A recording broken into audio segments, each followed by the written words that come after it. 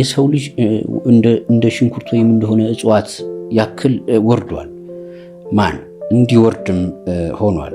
አሁን ይሄ ማለት ከድመት ላይሻል ይችላል። ሰው ድመት ሲርባት የምትለውና ሰው ሲርበው የሚለው አይነት ስቴፕ ላይ ደርሰናል። ፈልገነው አይደለም ግን ዲፋይን አሁን በጣም ኢምፖርታንት ፖይንት ሚዲያ፣ ትምህርት፣ ኢንተርቴይንመንት እነዚህ የመሳሰሉ ጉዳዮች ቢያንስ ለ100 ዓመታት በተለይ ይሄ አንደኛው የዓለም ጦርነት የምንለው ክስተት እንግዲህ ያኔ የካቶሊክም የኦርቶዶክስም የእስልምና የፕሮቴስታንትም መንግስታት እነዚህ ሃይማኖቶች የሚመሯቸው መንግስታት ነበሩ። 5ቱ ኢምፓየሮች የኦቶማን ተርኪ አለ፣ የራሽያ አለ፣ የኦርቶዶክስ የፈረንሳይ አለ፣ የጀርመን አለ፣ የእንግሊዝ አለ። ካቶሊክ እና ፕሮቴስታንት ከሞላ ጎደል ዶሚናንቶቹ እነዚህ ናቸው አይደለ? እስከ 1918 ድረስ እንግዲህ እነዚህ ናቸው። እነዚህ ሃይማኖት ሌድ የሆነ ኢምፓየር ማለት ቅኝ ግዛትም ስለገዙ ከሞላ ጎደል ሚሽነሪ ነን ብለው ለፖለቲካቸውን ቢጠቀሙ ግን ኢን ዘ ኔም ኦፍ ሪሊጂን የሄዱበት ርቀት አለ። ልክ የአንደኛው ዓለም ጦርነት ሲያበቃ ዘ ኮንሰፕት ኦፍ ሴኩላሪዝም ሴኪዩር መሆን እዛ ጋር ነው የጀመረው ማለት ነው። አዎ አሁን ሴኪዩር ኦፍ ሪሊጂን ነው ጉዳዩ። ሴኩላር ስቴት እና ሪሊጅን ሰፓሬት መሆን አዮ አሁን እነዛን ቲንኪንጎች በፊት ይዘውት መጥተው ነበር፣ ግንስ አልተቻለም። ያ ተውት ነበር በቃ ስቴት ኤንድ ሪሊጅን ሴፓሬት ያሉ ከነ ጆሎ ከነ ምናምን ጀምሮ መጡ። ግን ፕራክቲካሊ 1918 የአንደኛው ዓለም ጦርነት ሲያበቃ የኦቶማን ሱልጣኔትም ፈረሰ። የራሽያ ዛርም መንግስት ኦርቶዶክስ መንግስት ነው ወደቀ።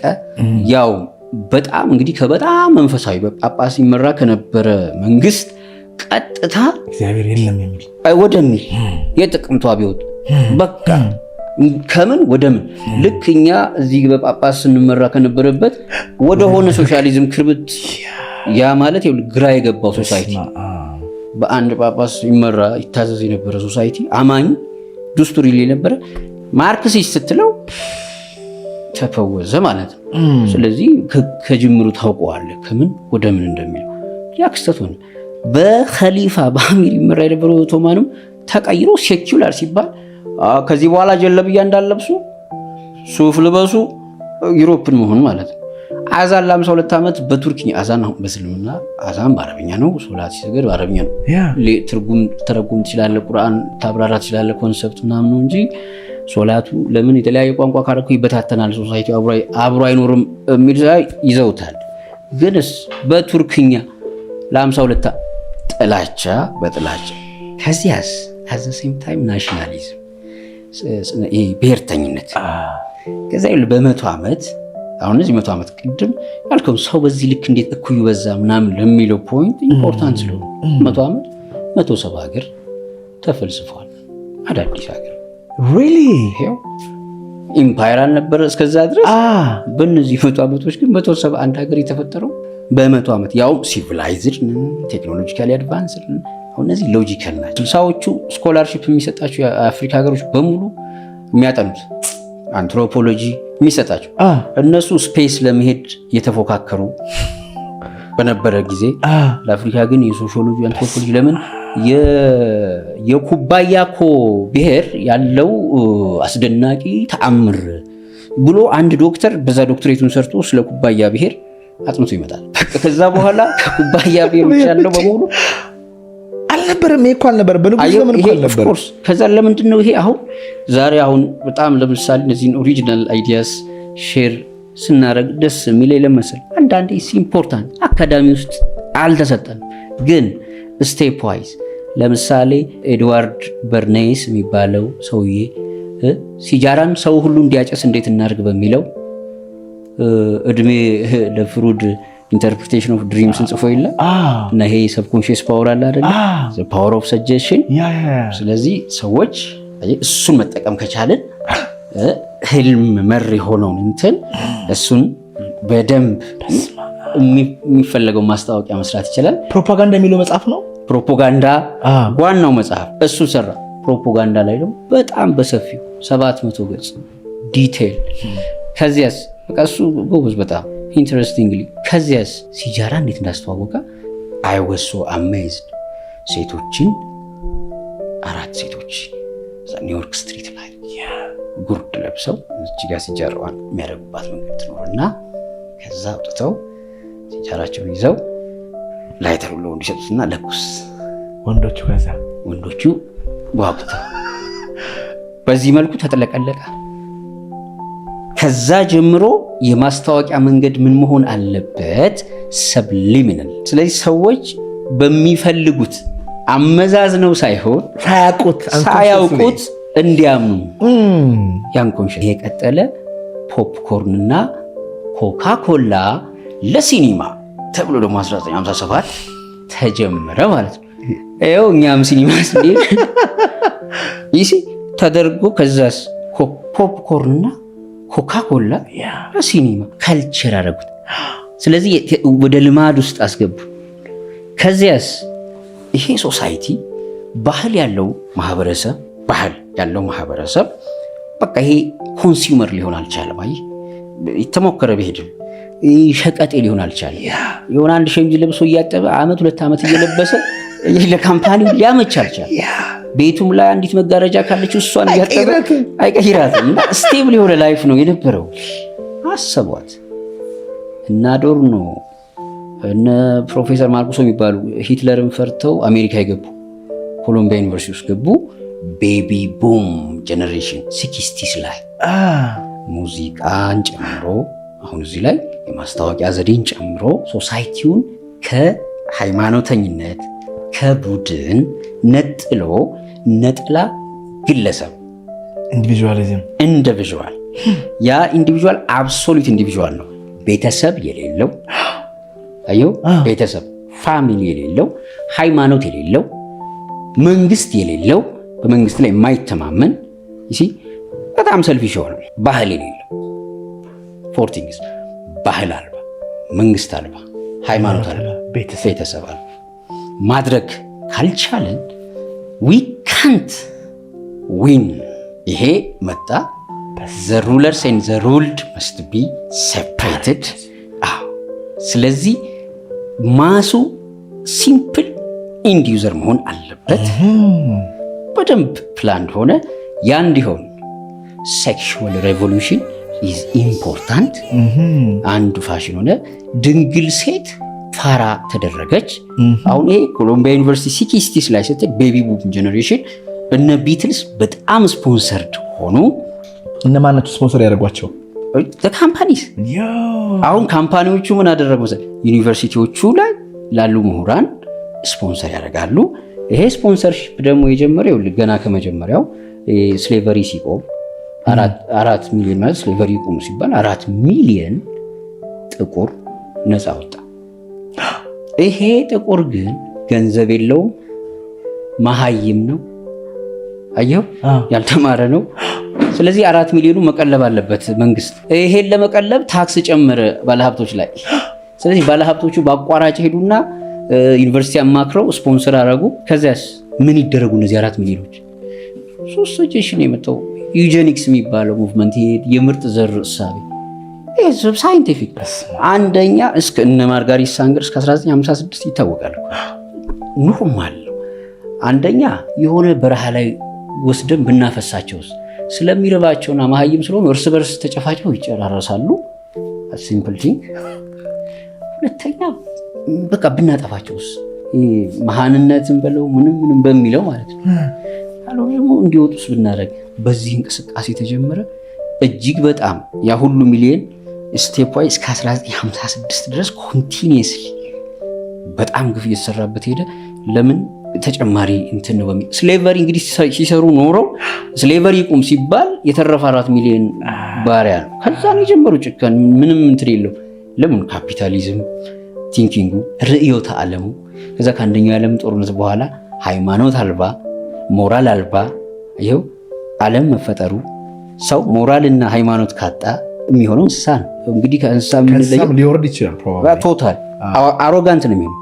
በዓለም ታሪክ እርስ በርሱ እንደ ሰው የተባለ የለም። ሰው ነው የተባለ። አንበሳ ከአንበሳ ይባል። አንበሳ ከሆነ እንትን ጋር ሊጣላ ይችላል። እርስ በርሱ ማን አለ? ይሄ ነው ፋክቱ። ሰው እርስ በርስ ስለዚህ ሞራል ሲያጣ፣ ባህል ሲያጣ፣ ሃይማኖት ሲያጣ፣ ቤተሰብ ሲያጣ አሁን እነዚህ ቤተሰብ ሲያጣ ለምሳሌ ለመሰል ቤተሰብ ካለህ ልጅ አለህ፣ አየህ ኃላፊነት አለብህ። ስለዚህ በቅንጦት ከመኖሩ በፊት ለቤተሰብ ሄደም ኃላፊነት ማን ኢዝ ቦርን ቱ ሰፈር የምንለው እኮ ሪስፖንሲብል እንደማለት ነው። ለሌላው የሆነ ትከሻ ላይ ለምን እናት ለምሳሌ ስታረግዝ የምትከፍለው ዋጋ እኮ አለ። ግን በከፈለችው ዋጋ ልጇን ከማንም በላይ መውደዷ ፓወር ነው። ስለዚህ የሰው ልጅ ፓወር ያለው ለሌላው በመኖር ውስጥ ነው። ፔሬድ ይሄ ፋክት ነው። እዚህ ውስጥ ነው ልዕልና ያለው። እዚህ ውስጥ ነው የመኖር ትርጉም ያለው።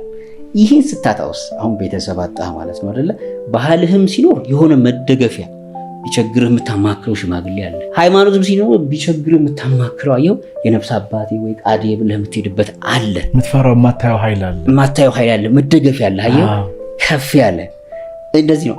ሀገር መንግስትም ሲኖርህ ደግሞ ቢያንስ ቀበሌ ሄደህ የነፃ እንትን ስጡኝ ምናምን ብለህ እንኳን አየው የምትተማመንበት እንኳን ሲኖር እነዚህን ካፈረስን ነው ሰዎች ግለሰብ ብቻ ሆኖ አይደለም መጠጊያ የላቸውም አይደል?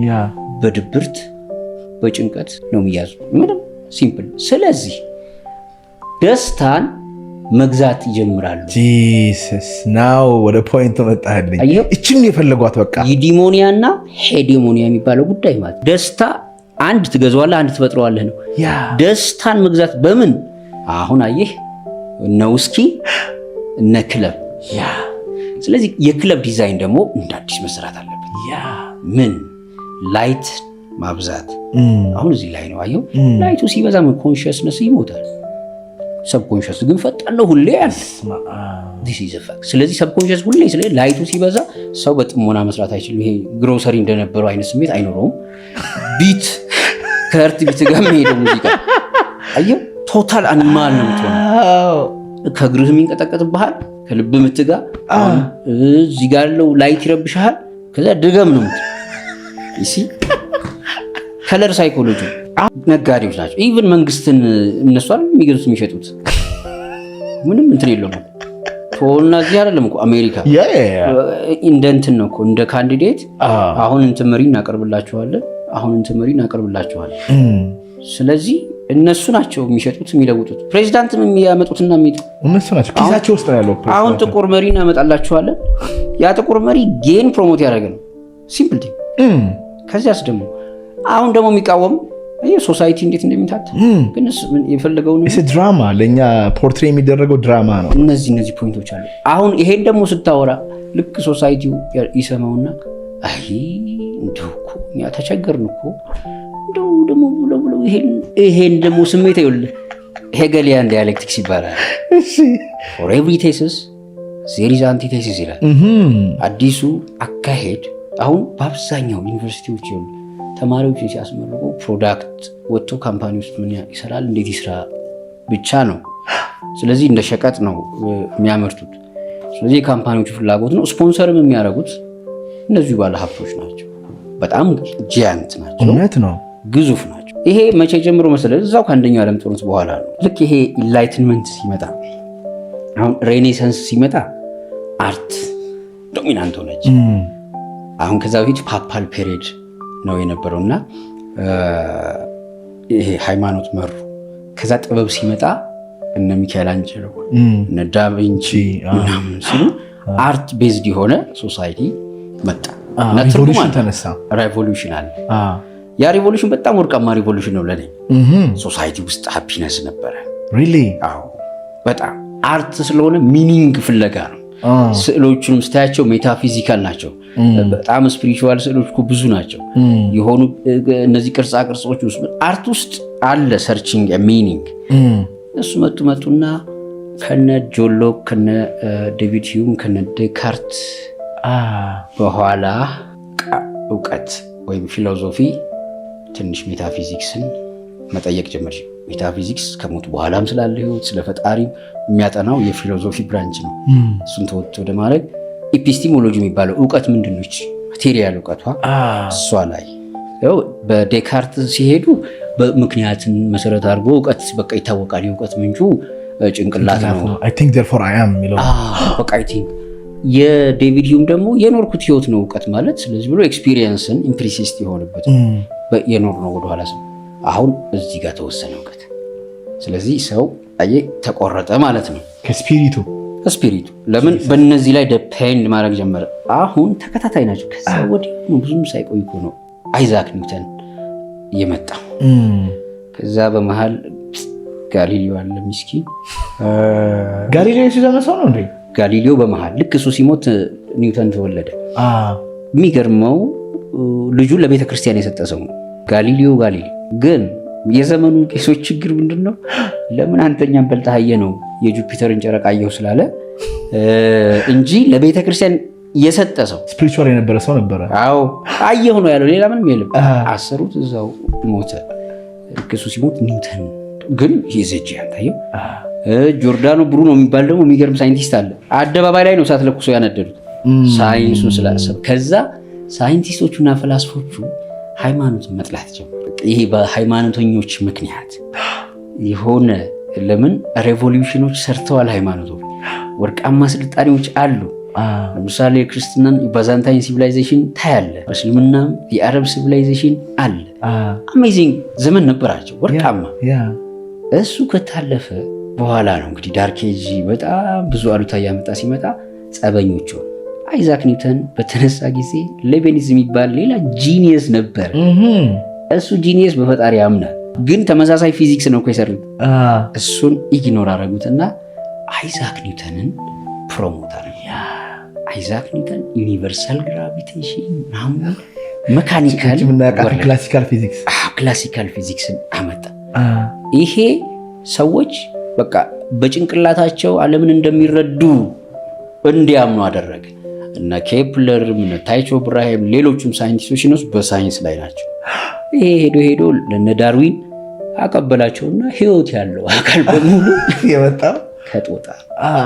ስለዚህ ባዮሎጂ አየው ኒውተን እዚህ ፊዚካሊ የሰራቸውን እሱ እንግዲህ ፍላጎቱ ለማወቅ ፈልጎ ሊሆን ይችላል። ድንገት ነው አንድ አፕል ወድቆ ያነቃው።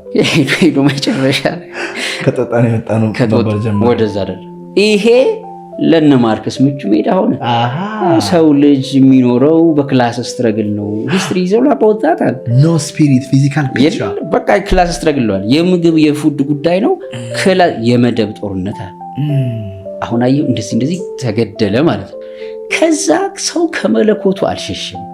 በቃ ስቲል ይሄ ሁሉ እየሆነ ፍሩድ መጣላ። ሃይማኖታዊ ዓለም ራስህን የለም ኮንትሮል ማድረግ ነው። ሴክሹዋሊም ኮንትሮል ማድረግ የለም ስሜቶችን ኮንትሮል ማድረግ ነው አይደል? ትልቁ የሰው ልጅ ችግር ስሜቱ እንዲታፈን መደረጉ ነው። ሃይማኖትም የፈሪዎች መደበቂያ ነው። ስለዚህ ትልቁ ችግር ምንድነው? የሰው ልጅ ስሜቱ ሴክሹዋሊ ጨምሮ በጣም ዲቴል ነው የሄደበት አለና ገለበጠው አፕሳይድ። ያኔ የሃይማኖት ደግሞ ሊቃውንት ሞተው ነበርና አየው ልብሶቻቸው እንጂ ያሉት እነዚህ የቀደሙት በፊት የነበሩት አይነት ጂያንቶች ባለመኖራቸው ምክንያት በጊዜው መልስ አልሰጡትም። ወዲያውኑ አሜሪካ ደግሞ አየህ ከጦርነቱ በኋላ አይደለች በጣም ቡም እያደረገች ነበርና ዩኒቨርሲቲዎቿ ላይ ቀበል አድርጋ ዋና የሳይኮሎጂ መሰረት አደረገችው።